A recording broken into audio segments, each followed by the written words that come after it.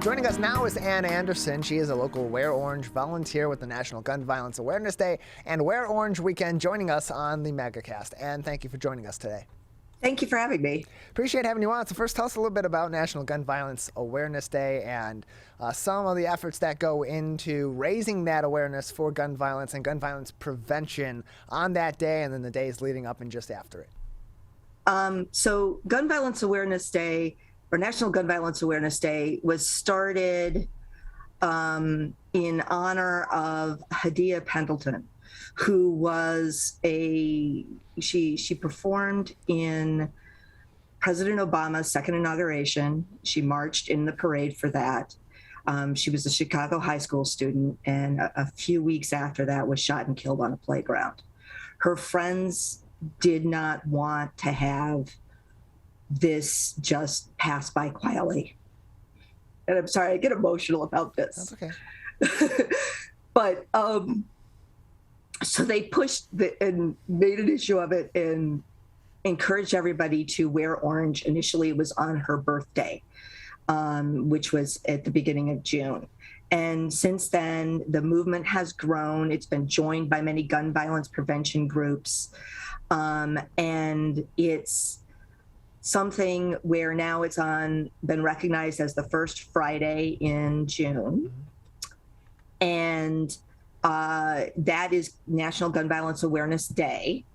And then Wear Orange Weekend is that entire weekend, the Friday, Saturday, and Sunday.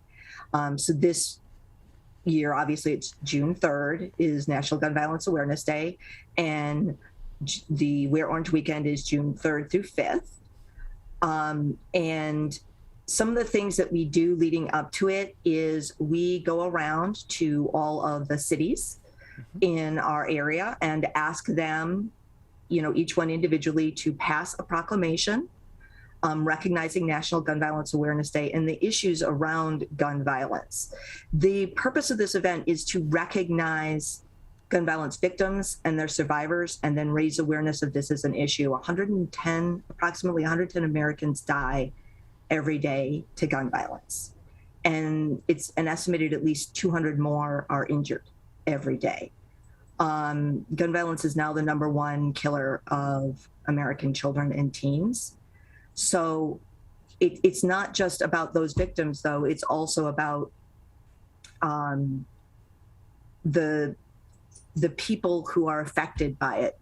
Every person who is injured or killed by a gun has family members and people close to them who are traumatized by the event. And we need to recognize and care for them as well. And we are becoming a nation of survivors, essentially. There was a poll in 2018 that said that came out with 58% of Americans indicate that either they or someone close to them was threatened with a gun or actually injured with a gun. And that's a scary number. And that was in 2018. We know those numbers have only gone up. So we try to have the various communities, the municipalities in the area recognize that. And I believe this year in Oakland County, there's been 21 cities so far that have recognized it, including West Bloomfield, Rochester Hills, Bloomfield Village, Lathrop Village, Southfield. So it's a bunch of cities. It's all been very wonderful to have that support and to make that a level of awareness for people to have. The other thing that we do is on the day and the weekend of Wear Orange and National Gun Violence Awareness Day, we encourage people to wear orange, like I am doing, and post on social media with the hashtag Wear Orange, and often put a message of why you are wearing orange. It can be something personal. Last year, I mentioned a significant other of my cousin who had committed suicide with a gun. It can be something maybe not personal to you, but something that you obviously feel. For instance, maybe someone is wearing orange for the children who died recently in Texas. Maybe they're wearing orange for the 110 people killed every day in the United States to gun violence. It can be something as general or as specific as you like, but But it's really good, and it kind of raises the awareness across the nation with that hashtag. It allows it to be seen. And then the other thing is that we ask people to participate in Wear Orange events. Mm-hmm. So this year, so far we have 2 events that are actually 3 events that are in the area. One is, and the one I was originally going to talk about, there's been some that have popped up since, so I just wanted to let them talk about them too.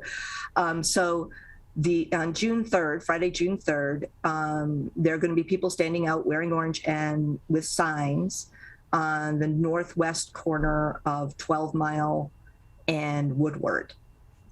And they'll be doing that from 12 to 7. The reason why it's running so long is because different schools have different field days, and this is kind of something that's being organized by parents and students and teachers who want to raise that awareness, especially in the wake of recent tragic events in Texas.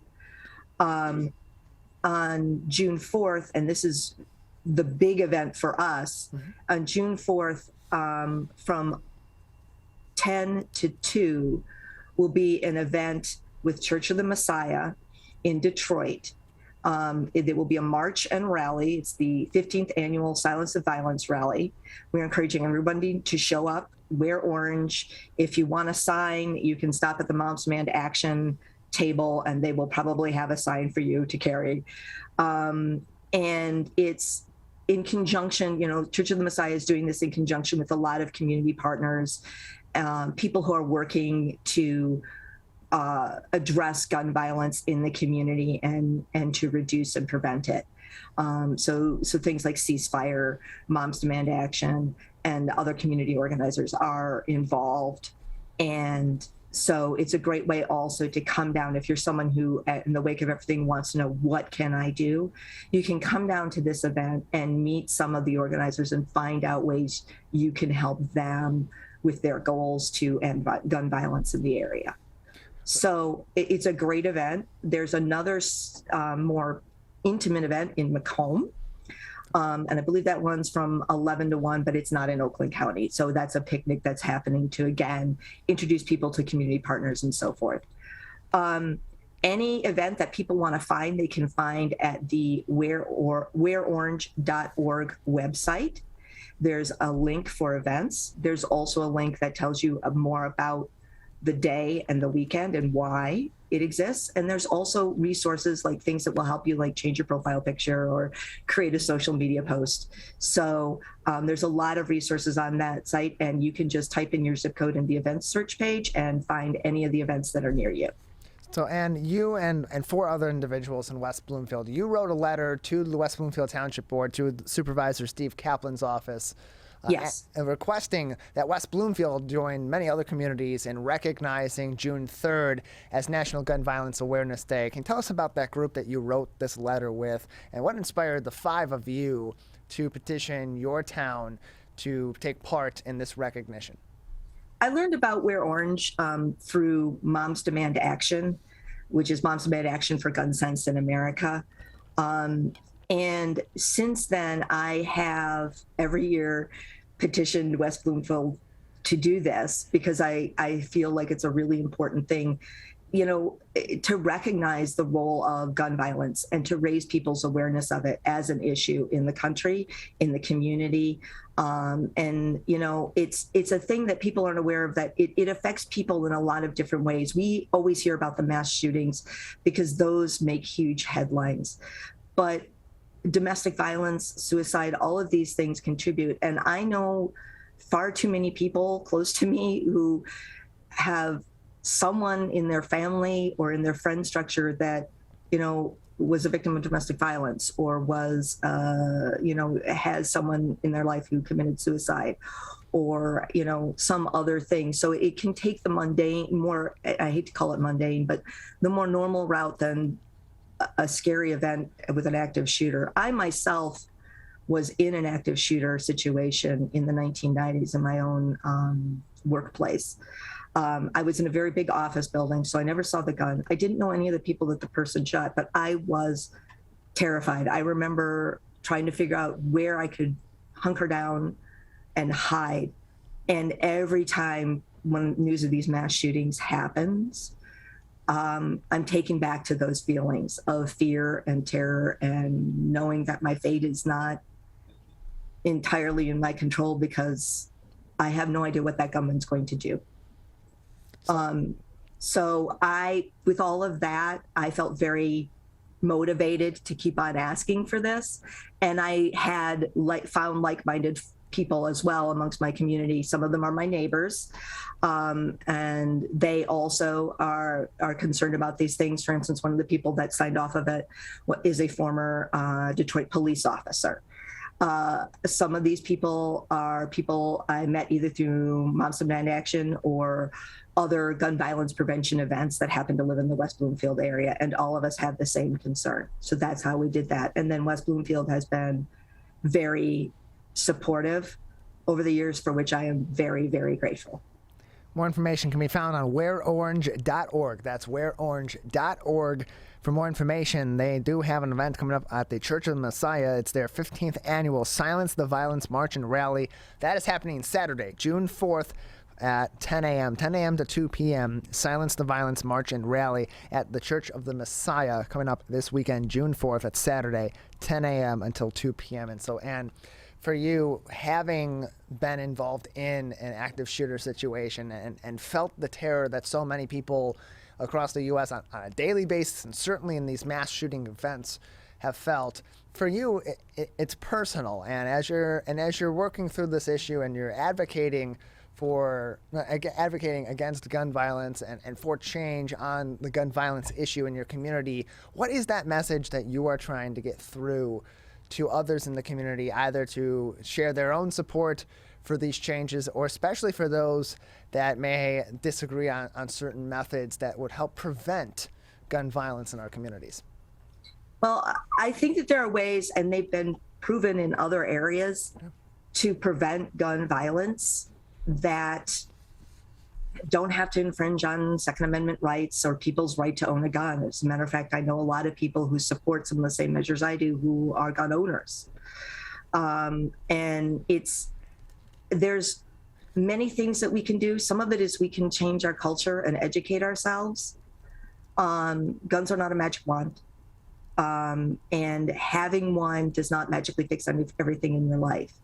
Having a gun is a big responsibility. I'm never going to tell someone that they shouldn't have a gun if they feel that they need to have it for protection of their family, because that's what this is about for all of us. We're all at one point of common ground. We want our families to be safe. But there are ways we can do that and reduce gun violence. So things like secure storage, where you secure your gun when you're not have it locked and not accessible to others when it's not in your possession, is really important and can save a lot of lives of children, but also a lot of lives when it comes to things like suicide and domestic violence. So there are measures that we can do, that we can choose to do on our own, where we don't need to legislate anything. There's also legislation that we can have passed. Again, there's secure storage bills right now that exist or that are pending in the Michigan legislature. And they are not bills that say anything about whether you can own a gun or not own a gun or have access to a gun or carry a gun openly or whatever. They are laws that say if you have a gun and something happens and because you did not secure it and in the presence of children, and you knew that you were doing that there may be consequences, that you may have to be responsible for that. And that's all that this amounts to, is responsible gun ownership. There's things that can be done legislatively. There's things that can be done culturally. And if people want to know how or why or how they can help, there are several organizations out there that already have a map of the way to do this. And all of them are not anti-gun. They are just gun safety and anti-gun violence. So things like Moms Demand Action for Gun Sense in America, but also Giffords, Sandy Hook Promise, and Brady all have organizations like that. Again, if you want to find out even more you can do, come down on June 4th. There's a lot of community organizers that are local that will have tables there to explain what they do, and you can see for yourself what it is that you can do. But the thing that I most encourage is that people get up and do something. It can be as little as write your legislators or talk to your neighbors. It can be as big as volunteering for one of these organizations. And thank you very much for joining us on the program today. Thank you.